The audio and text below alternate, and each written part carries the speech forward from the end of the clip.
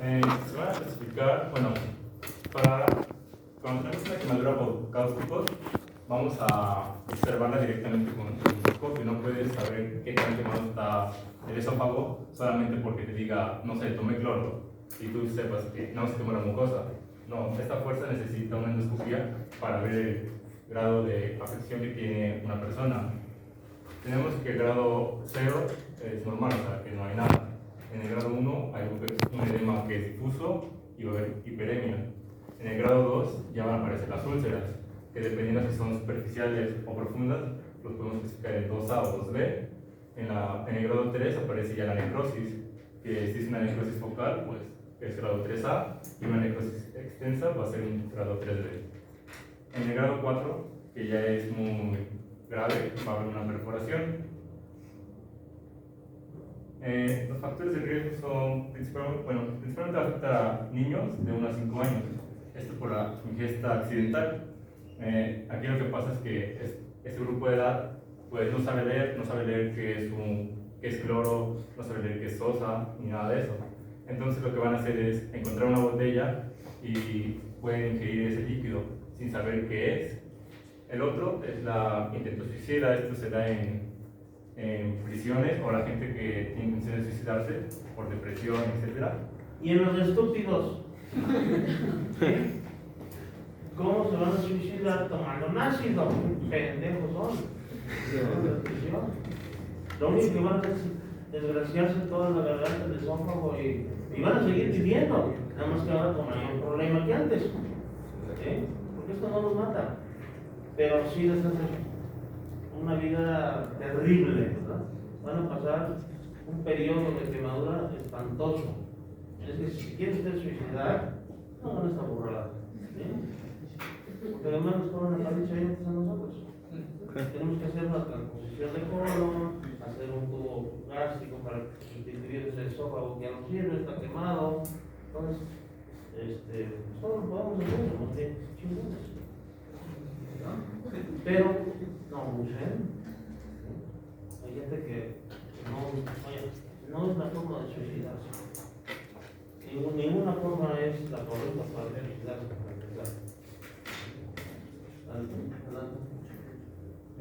Y el tercero es por equivocación. Esto, como lo comentó el doctor, que ponen detergentes, cosas en base de refresco y como no saben qué tiene y piensan que es el refresco, pues se lo toman. Las sustancias más comunes tenemos 3 grupos, que son los oxidantes, los corrosivos y los desecantes. En los oxidantes lo más común es el ácido muriático, que es ácido clorhídrico, y en el corrosivos tenemos la leja, que es el cloro.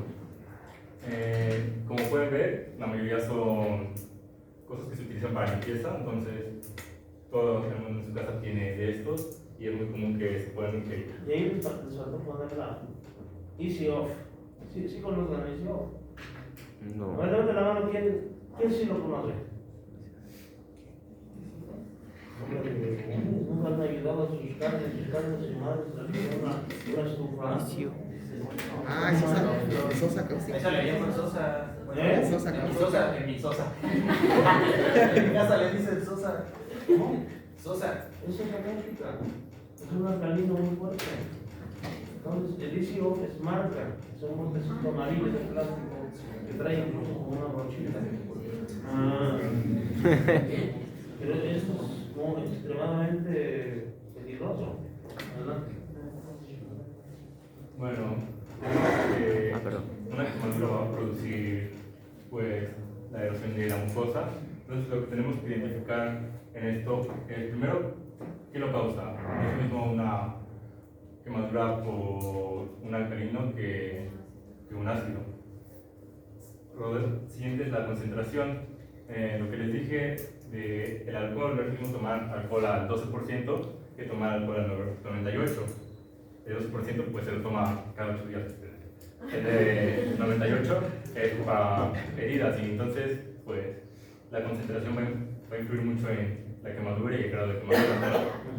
Lo tercero es la cantidad. Si toman una pequeña cantidad pues puede producir una quemadura pequeña, pero a mayor cantidad pues mayor quemadura. Dependiendo de la cantidad y la concentración, se van a quemar labios, lengua, paladar, úvula, orofaringe, esófago y puede llegar hasta el estómago.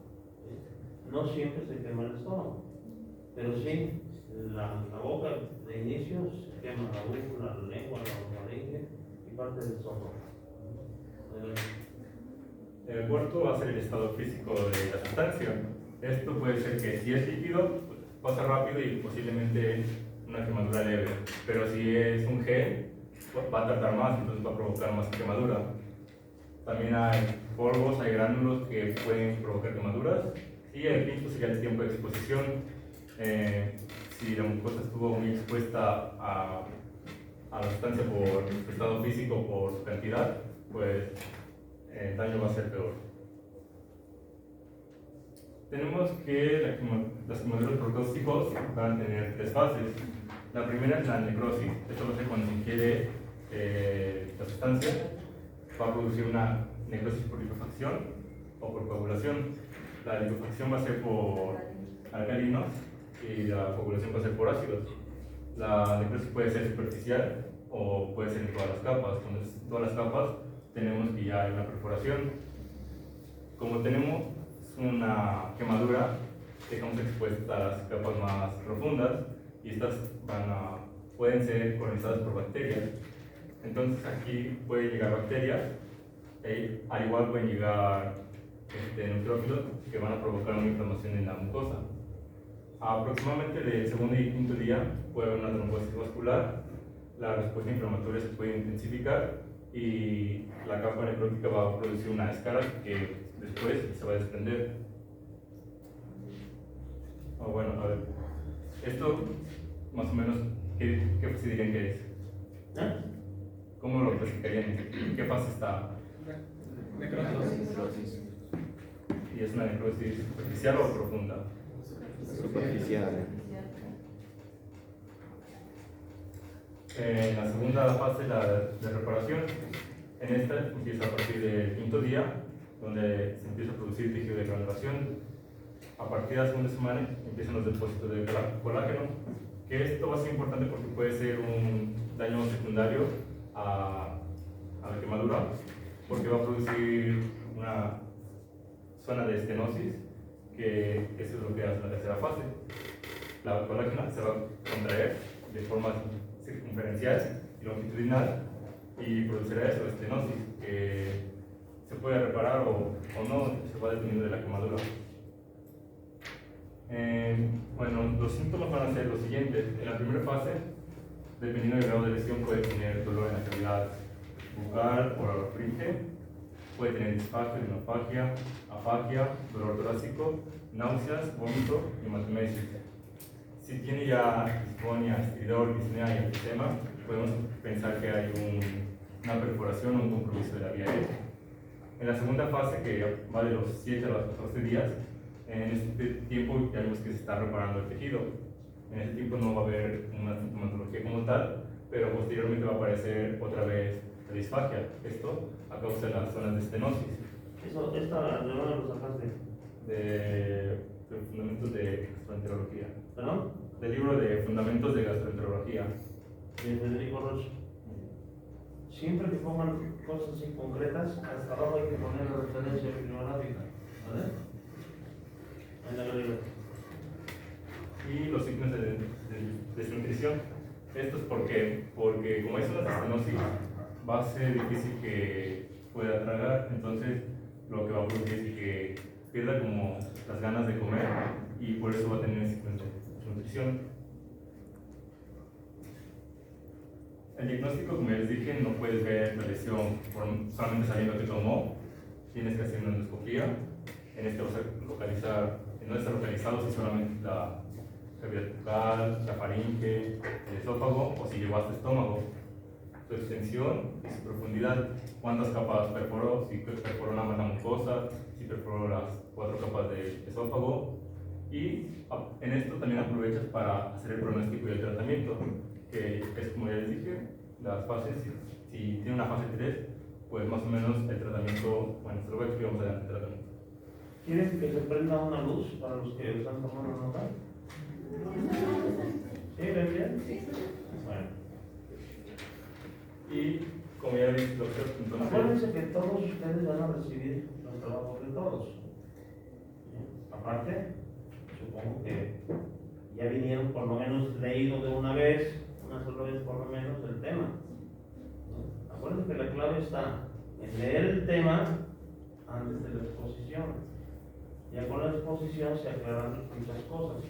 Y si después regresan a la otra lectura, van a comprender mucho mejor el tema. ¿Vale? bueno, en la endoscopía, si es posible, se debe revisar hasta el duodeno. Aunque el duodeno no tenga lesiones, se debe revisar porque el Fíjense, estómago lo correcto es endoscopia. Por ejemplo, ahí donde está el acento. Y Endoscopia es el endoscopio.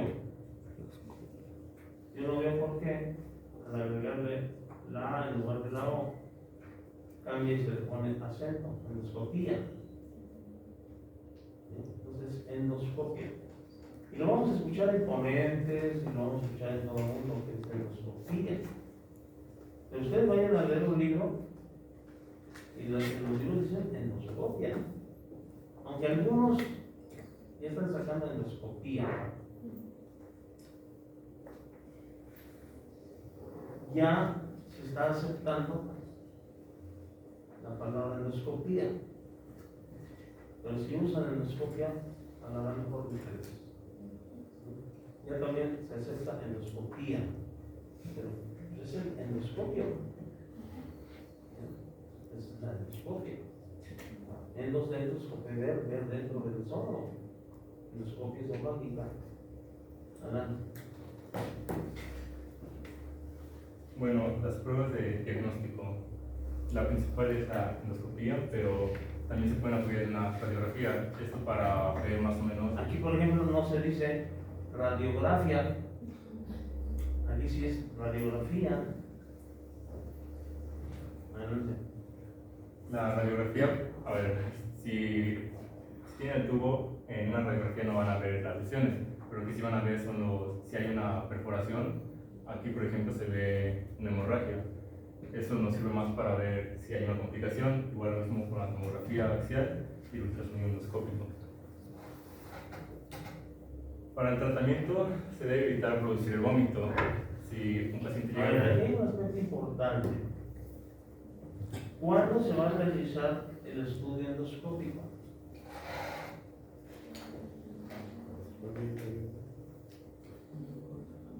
Hay tratamiento de la fase aguda y tratamiento de la fase crónica. Vamos a ver si lo pusiste. Adelante.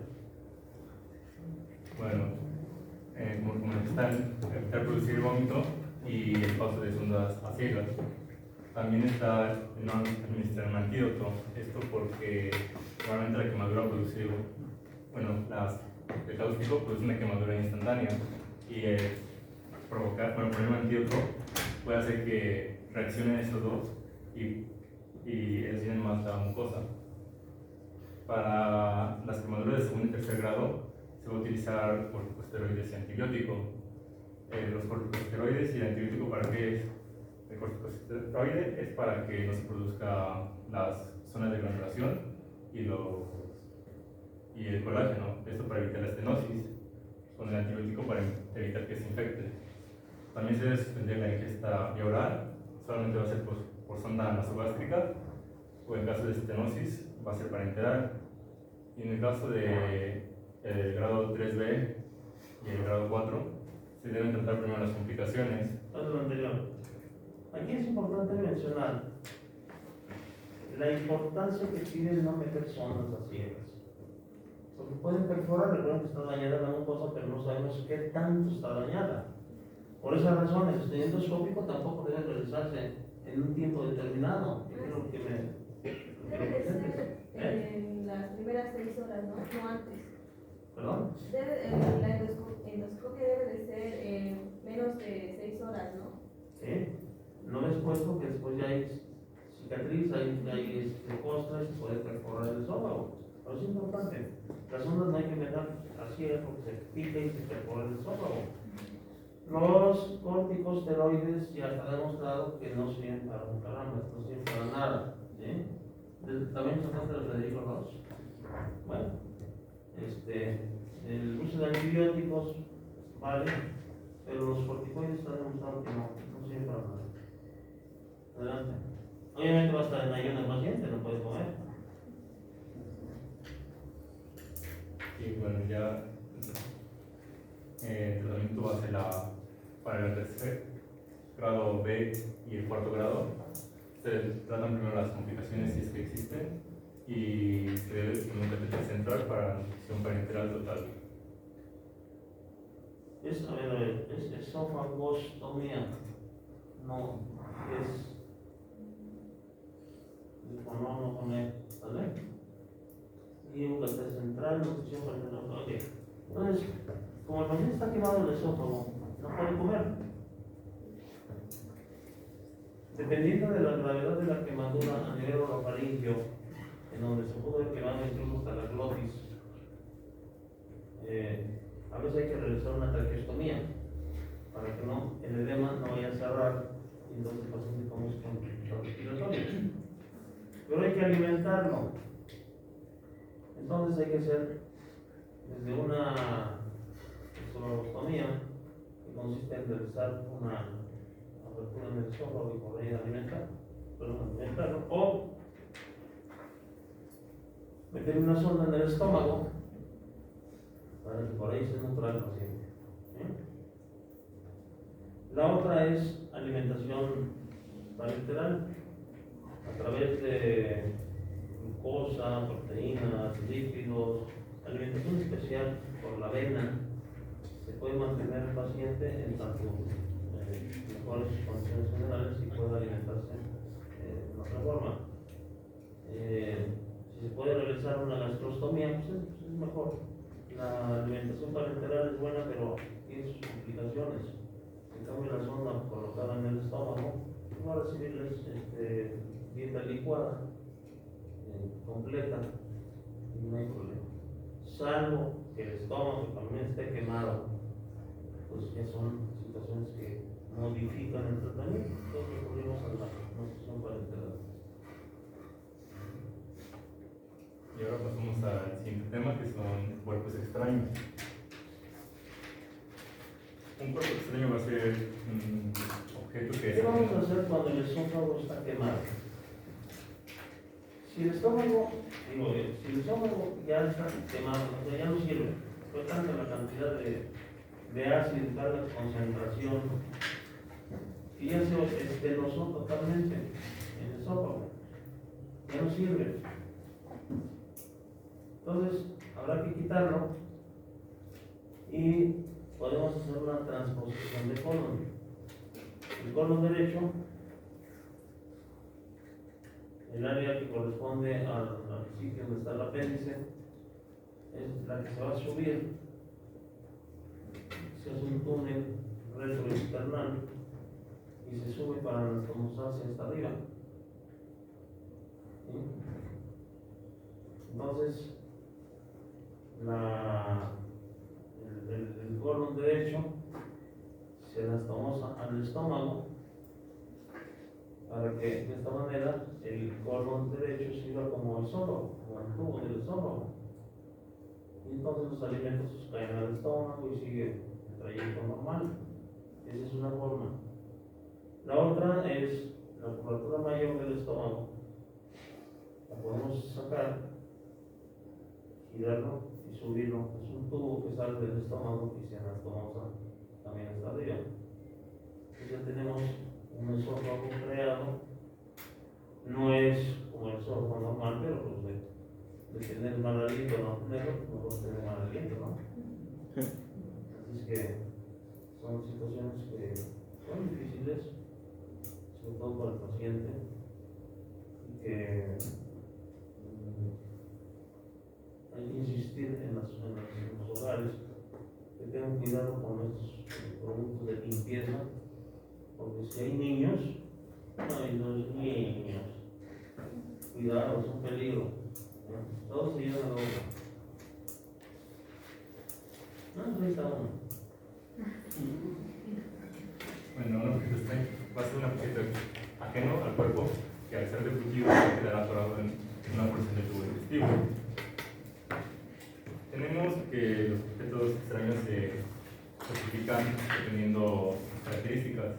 Podemos tener objetos romos, objetos importantes, objetos largos. También tenemos que puede haber un cuerpo que sería el bolo alimenticio, pero eso principalmente por alguna afección secundaria, no es solamente porque se hayan comido y se queda ahí nada más. Y en otros hay gente que para pasar droga ingieren se meten las bolsas de droga en la boca y entonces quedan atrapadas en el esófago. Eso es lo que entraría en otros. Los objetos más comunes en niños va a ser principalmente las monedas. También va a ser los botones, juguetes. En los juguetes están también las canicas, una llanta de un carrito y así. Baterías pueden ser de los dos tipos de baterías, que son circulares, que son como largas, o las baterías que son así planas. También están las joyas, mientras que en un adulto lo más común son los huesos, ya sean de pollo o de pescado, las esquirlas, que serían cuando se estiró el hueso, las espintas que quedarían de eso, piezas de dentaduras postizas, lapiceros y los alimentos. Por eso a los perros no hay que darles huesos largos de pollo, porque se astillan y se les clava y pueden perforar su intestino. Porque hay gente que le da el hueso de pollo. Cuidado, eso no se lo dan a los perros. O se lo clavan en la encía.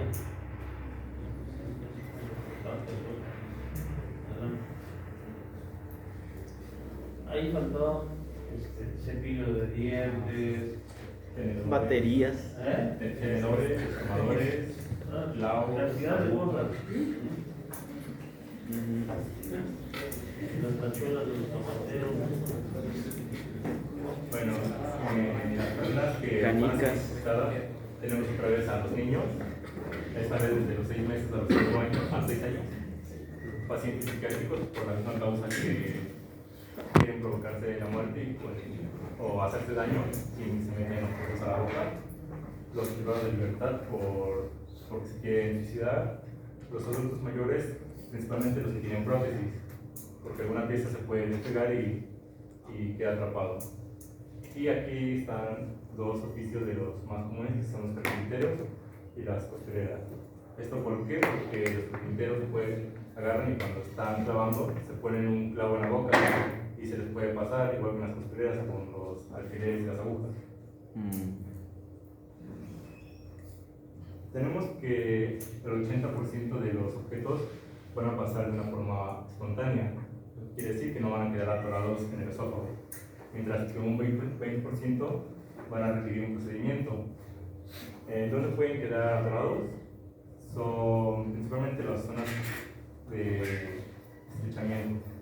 Puede ser en el esfínter superior, en el arco aórtico, que produce el estrechamiento del tórax, el cruce del bronquio principal izquierdo, el esfínter esofágico inferior, y si hay alguna zona de estenosis, en esta zona puede quedar atorado.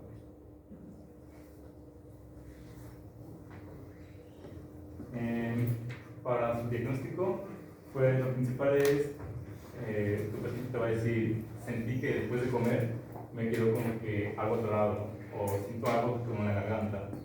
Y pues ahí ya sabes que, dice, después de comer, ¿sabes? Y le preguntas, ¿qué estaba comiendo? Dice, pescado. Pues ya más o menos sabes qué es lo que tiene. Pero eso no siempre funciona porque tienes a los bebés que un bebé no te va a decir, se me atoró una llanta en un carro. Pues no. Entonces, en un adulto se puede preguntar cuál fue el objeto que ingirió. Dependiendo de esto, su tamaño, podemos saber si necesita un procedimiento o no. ¿Cuánto tiempo ocurrió? Esto lo vamos a ver adelante porque es importante, porque hay objetos que tienen que ser sacados inmediatamente. La aparición de los síntomas y el sitio referido de incomodidad. Este sitio referido de incomodidad es muy específico porque te puede decir, me duele acá, y no sabes en qué parte del estómago está, sino que puede estar en el esfínter inferior o donde está el tórax. Ahora, en un bebé nos va a servir esto, la sintomatología. Si tiene un objeto, va a agarrar y va a llorar, va a estar irritable, no va a querer comer, va a tener celorrea, disfagia, plurinofagia. Otros síntomas son el dolor retroesternal. Este es importante con las personas jóvenes que, bueno, hay que explicar por qué el bolo alimenticio se puede quedar atorado, pero cuando se queda atorado, este es el signo más común, que cuando estaba comiendo siente que, bueno, empieza a dolerte el esternón, la parte del esternón, entonces con eso ya sabes que puede ser. Pronuncia bien tus palabras. Bueno, con el dolor retroesternal puedes saber que hay algo más ahí para que se acabe el bolo alimenticio. Vómito, yo lo siento.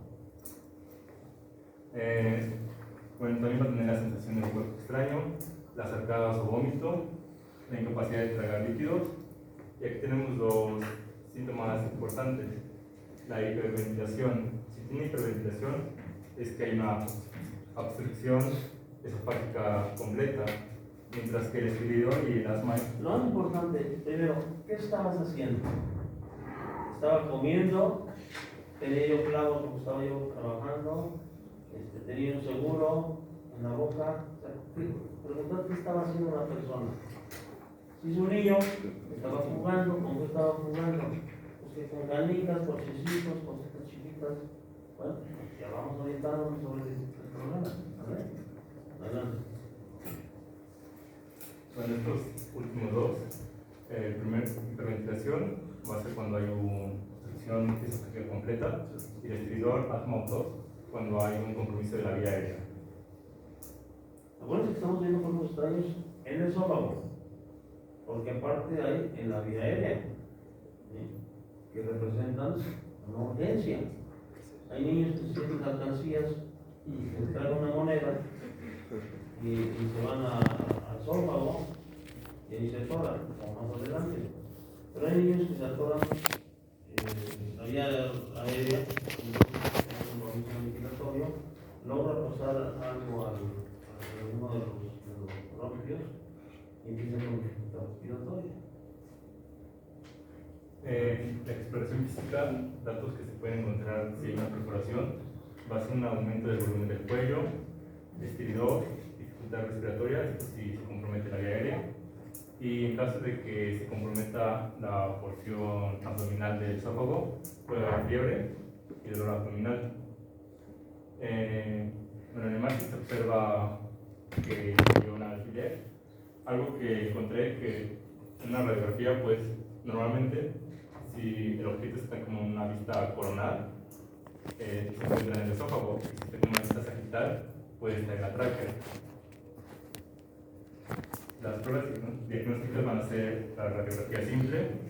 La tomografía puede ser utilizada para objetos que necesita saber si perforaron y cuándo perforaron. La resonancia magnética no se recomienda porque, por ejemplo, las monedas son metal, entonces esto va a hacer que haya una perforación. Si no había, lo va a provocar. Y el estudio variatado. Si hay un objeto que es radiolúcido, ¿cómo lo identifican?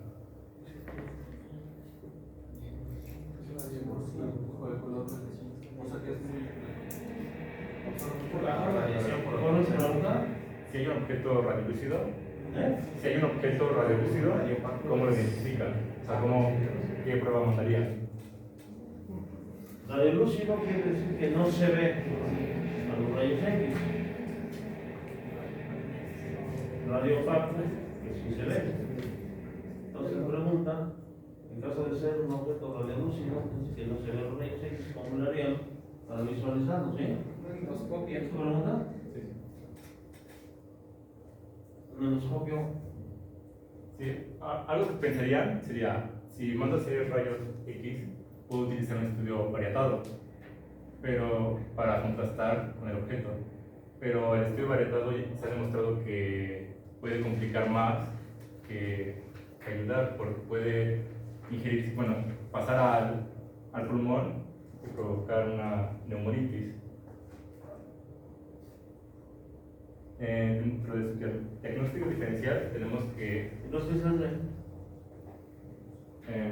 La endoscopía es a fuerza, ¿Eh? la endoscopía, pero es una endoscopía casi ciega, porque casi siempre se tiene que saber a qué altura está el objeto. Entonces, normalmente para eso sirven los rayos X, para saber en qué lugar está el objeto y poder tener una idea antes de hacer la endoscopia. Si hay sospecha fuerte de que se tragó algo y que está obstruyendo, el estudio endoscópico nos permite ver de qué se trata, ¿no?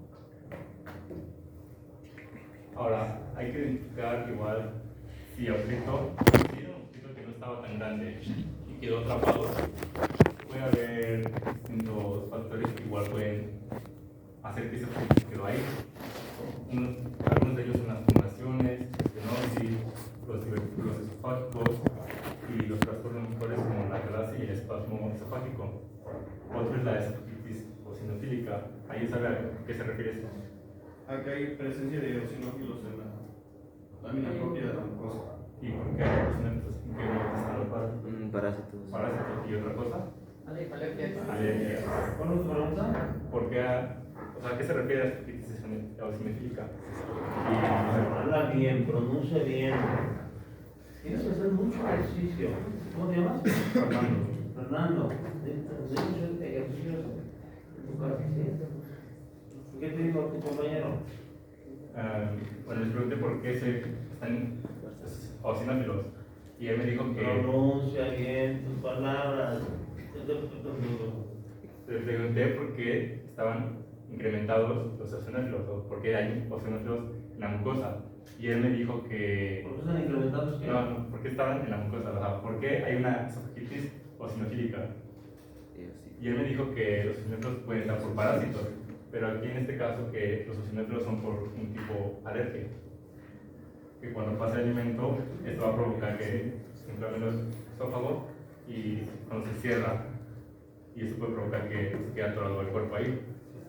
Hay una reacción de la mucosa esofágica, ¿no? Adelante.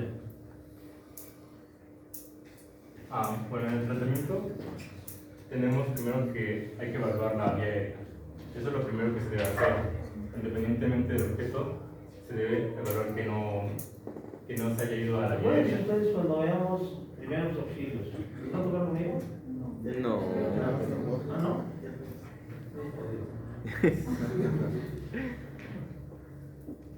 Vía aérea permeable, ¿sí? Sí. Todos los casos máximos cuando existen estas sospechas de cuerpo extraño. Pero bueno. ¿Con quién lo van a tomar? Sony. ¿Y qué está viendo? Ah, ya pasó. Ok, entonces ya lo saben. ¿Qué es lo que hay que hacer primero? Vía aérea permeable. Asegurar. Primero era antes,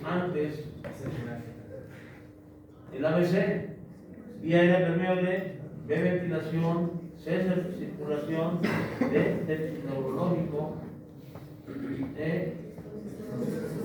exposición, F traslado. Ahora ¿cuál es? C, A, B, ¿vieron? Sí. C circulación, A, B ventilación, se invirtió. ¿Sí? Bueno, eso lo deben tener presente en todo momento, en todo paciente, de lo que sea. Máximo si llega con algún compromiso con el ventilatorio esofágico. Adelante. Después de evaluar si es qué tipo de urgencia es, si es una emergencia o una urgencia. Si es una emergencia, bueno, se debe sacar el objeto en menos de 2 horas. Estos objetos cuáles son la batería de botón, como les enseñé, la batería pequeña. Eso es peligrosísimo porque la batería de botón, pues las baterías que son las Sí. queman, ¿verdad? Son alcalinas. Entonces van desprendiendo la alcalina y van quemando en la mucosa gástrica. También en las baterías, cuando se llegan a juntar los dos polos en la mucosa, puede producir una descarga eléctrica. A veces se tragan de las pilas chiquitas también, darlas.